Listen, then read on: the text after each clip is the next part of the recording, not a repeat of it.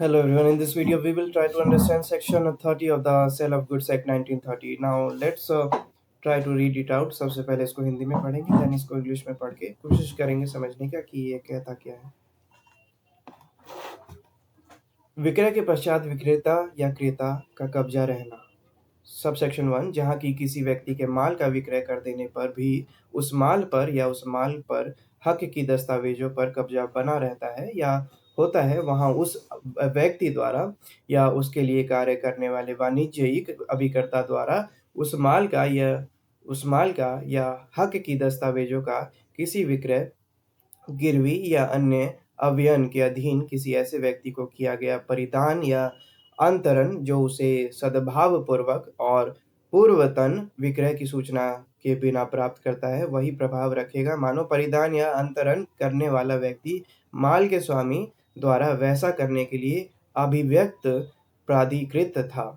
Subsection 2, जहाँ की कोई व्यक्ति माल का क्रय करके या क्रय करने का करार करके उस माल का या उस माल पर हक की दस्तावेजों का कब्जा विक्रेता की संपत्ति से अभिप्राप्त करता है, वहाँ उस व्यक्ति द्वारा या उसके लिए कार्य करने वाले वाणिज्यिक अभिकर्ता द्वारा उस माल का या हक की दस्तावेजों का किसी विक्रय, गिरवी या अन्य अवयन के अधीन किसी ऐसे व्यक्ति को किया परिधान या अंतरण जो उसे सद्भावपूर्वक और माल के बारे में मूल विक्रेता किसी धारणाधिकार या अन्य अधिकार की सूचना के बिना प्राप्त करता है, ऐसा प्रभाव रखेगा मानो ऐसा धारणाधिकार या अधिकार अस्तित्व में था ही नहीं।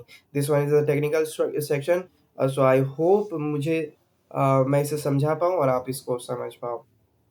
इन English let's try to read it out. Seller और buyer in position after sale, कि कोई भी कॉन्ट्रैक्ट ऑफ सेल क्रिएट होने के बाद प्रोडक्ट है या गुड्स है वो सेल कर दिया जाता है दूसरे व्यक्ति को। उसके बाद पोजीशन के बेसिस पे टाइटल चेंज होगा या नहीं होगा, टाइटल बायर के पास जाएगा नहीं जाएगा, कौन से बायर के पास जाएगा अगर एक से अधिक बायर है, और या फिर सेलर के पास ही रहता है, तो उससे रिलेटेड ये सेक्शन है। इसका सब सेक्शन 1 कहता है where a person having sold goods continues or is in possession of the goods or of the documents of the title of the goods, कि जहां एक सेलर ने अपना प्रोडक्ट जो है या गुड्स जो है वो बेच दिया है किसी दूसरे व्यक्ति को, लेकिन पोजीशन जो है उसके पास ही है अभी।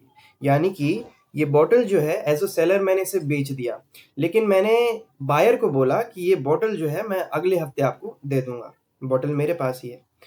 अब ये बॉटल मेरे पास है, इसकी पेमेंट भी मुझे मिल गई है, लेकिन अब एक और बायर अब मेरे पास आता है, उसे भी ये बॉटल चाहिए, तो मैं उसे भी बेच देता हूँ। 100 रुपये मैंने पहले बायर से लिए थे और दूसरे बायर से मैं 100 रुपये ले लेता हूँ। तो ऐसा करके मैंने एक ही बॉटल दोनों बायर को बेच दिया। तो वैसे में टाइटल किसके पास जाएगा? सेलर के पास ही रहेगा, या पहले बायर के पास या दूसरे बायर के पास।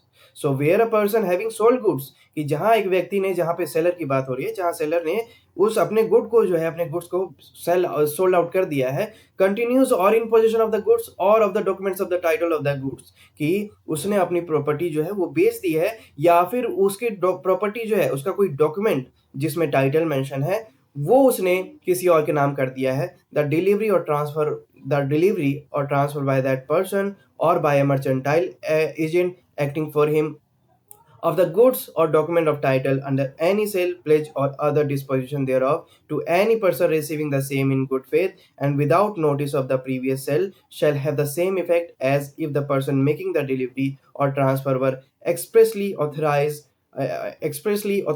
by the owner of the goods to make the same.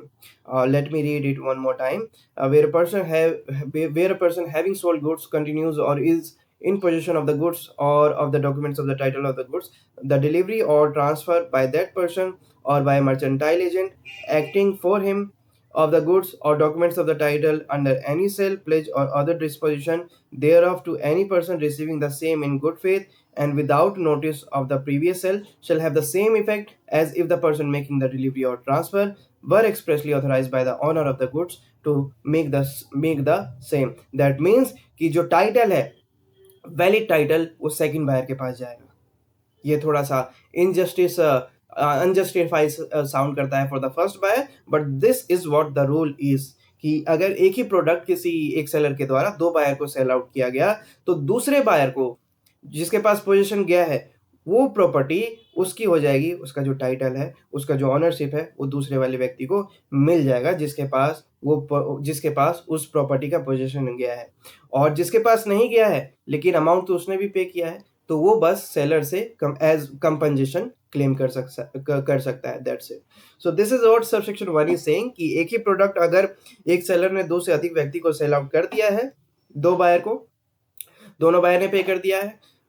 Ownership title की बात करें तो सेकंड ऑनर जो है जिसके पास उसका पोजीशन जाएगा, उसका मालिकाना हकदार होगा, यानी कि टाइटल जो है actual valid title second buyer को मिलेगा, ना कि फर्स्ट को। फर्स्ट वाला क्या कर सकता है, बस कंपनसेशन क्लेम कर सकता है। That's it. Now let's try to read subsection 2 where a person having bought or agreed to buy goods obtains with the consent of the seller possession of the goods और the document of the title of the goods. यहाँ पे बात कर रहा है कि ऐसा buyer जिसने सेलर से वो प्रोडक्ट ले लिया है, वो गुड्स ले लिया है, लेकिन उसके पैसे अभी पे नहीं किए हैं। तो एक ऐसा बायर जिसने सेलर से प्रॉपर्टी तो परचेज कर लिया है, गुड्स ले लिया है, लेकिन उसके पैसे अभी पे नहीं किए हैं। ऐसे केस में the delivery or transfer by that person or by a mercantile agent acting for him of the goods or documents of the title under any sale, pledge or disposition thereof to any person receiving the same in good faith and without notice of any lien or other right of the original seller in respect of the goods shall have effect as if such lien or right did not exist। और फिर buyer ने क्या किया, आगे जाके seller से वो property लेके और उसकी अमाउंट भी प्रॉपर पे नहीं किया है, कंप्लीट पे नहीं किया है, और किसी और को बेच देता है। ठीक है, तो ऐसे में टोटल ऑनरशिप जो था उस प्रॉपर्टी का उस बायर को मिला ही नहीं था, लेकिन उसने उसके बीच में ही वो जो प्रॉपर्टी है किसी और को सोल्ड आउट कर दिया। और जो तीसरा व्यक्ति है जिसे सोल्ड आउट किया उस बायर ने, उसको अगर इस चीज के बारे में नहीं पता था कि ऐसा कोई कॉन्ट्रैक्ट है जो पेंडिंग कॉन्ट्रैक्ट है बायर और सेलर के बीच में, और ये 100% ऑनर नहीं है इसकी और इनसे मैं परचेज कर रहा हूँ, अगर वो चीज तीसरे बायर को नहीं पता है और तीसरा बायर गुड फेथ के साथ उस चीज को परचेज करता है, तो वो टाइटल तीसरे बायर के पास पहुंच जाएगी। और यहाँ पर ऐसे केस में सेलर जो है पहले वाले बायर से कंपनसेशन ले सकता है, एज सिंपल एज दैट। ठीक है, तो इसको एक बार फिर से रिपीट करते हैं सबसेक्शन 2 को। Where a person having bought or agree to buy goods obtain with the consent of the seller, कि जहां पर एक बायर है वो प्रोडक्ट खरीदने के लिए एग्री कर गया है और सेलर ने अपना कंसेंट भी दे दिया है कि आप इसका पोजीशन रखिए। seller possession of the good or document of the title of the good, the delivery or transfer by that person or by a mercantile agent acting for him of the goods or document of the title under any sale, pledge or other disposition thereof to any person receiving the same in good faith and without notice of any lien or other right of the original seller in respect of the goods shall have effect as if such lien or right did not exist। तो जो तीसरा buyer है जिसे वो product पहला buyer जो दूसरा buyer बेचता है, जो दूसरा बायर बेचता है, तीसरा बायर उसका वैलिड ओनर बन जाएगा। और अगर उसे नहीं पता है ऐसा किसी कॉन्ट्रैक्ट के बारे में जो सेलर और बायर के बीच में हुआ था। This is what subsection 2 wants to say. I hope थोड़ी बहुत क्लेरिफिकेशन मिली हो, बाकी इसको 2-3 बार आपको रीड करना पड़ेगा, तब जाके और भी अच्छे से इसकी क्लेरिफिकेशन हमें मिलेगी। So that's it for today. We will discuss section 31 in our next video. Till then, have a good time. Bye bye. Thank you.